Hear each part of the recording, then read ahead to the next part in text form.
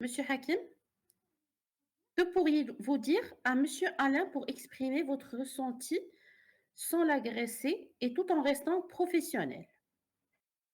D'accord. Je constate, Monsieur Alain, qu'on a commis 3 retards consécutifs de livraison pour vos colis. Je comprends parfaitement votre déception. Monsieur Alain, je suis vraiment désolé pour les retards que nous avons subis, que vous avez subis.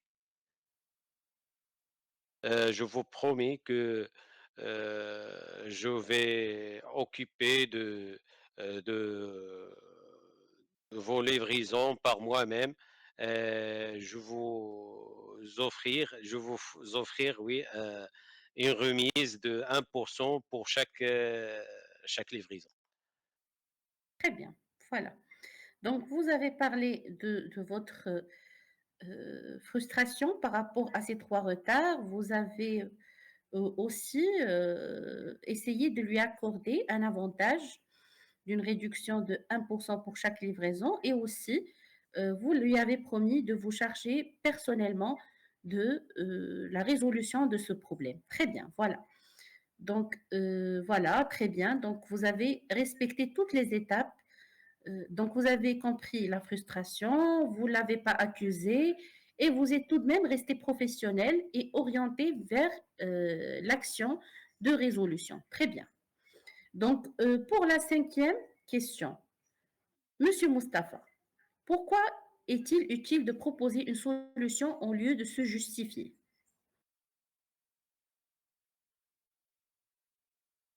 Oui, madame. D'abord, on propose une solution afin de calmer le client, diminuer la nervosité, D'accord, restituer la confiance avec le client, très bien. réduire la tension.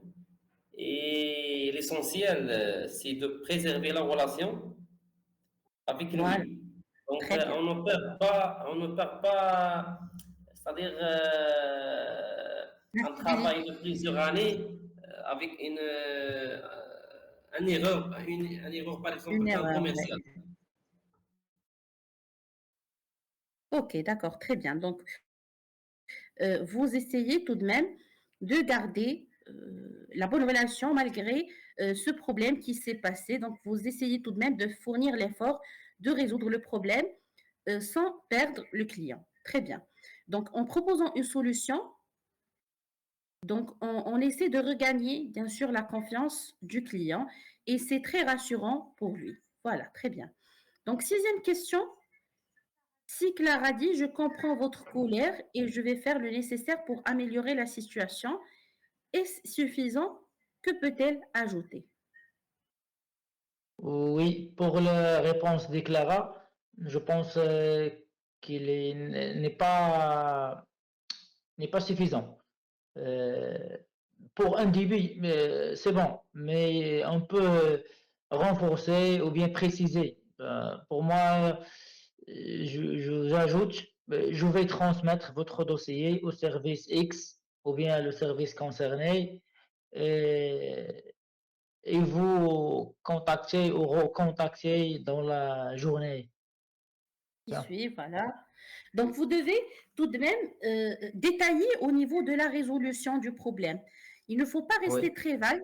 Il ne faut pas répondre une réponse qui est générale. Donc, ça montre un manque de respect et un manque d'intérêt aussi pour le problème. on précise la réponse.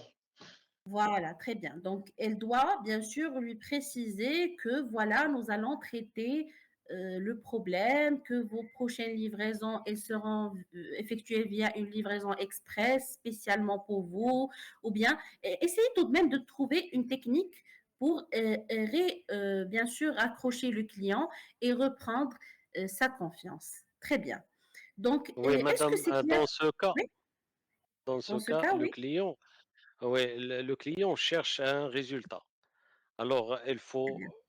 améliorer notre réponse et ajouter une action concrète, Très bien, soit une voilà. remise, Donc, soit une il faut solution effectuer qui peut une action satisfaire, concrète. oui, le Très client. bien.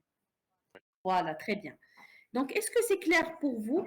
Est-ce que ces techniques, elles vous ont été un peu utiles pour améliorer cette interaction avec les clients? Est-ce que vous voyez que ces techniques, elles sont importantes?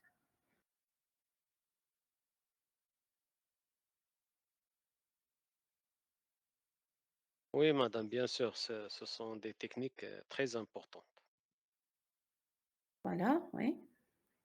Oui, pour le domaine commercial, il est important d'utiliser ces méthodes, je pense.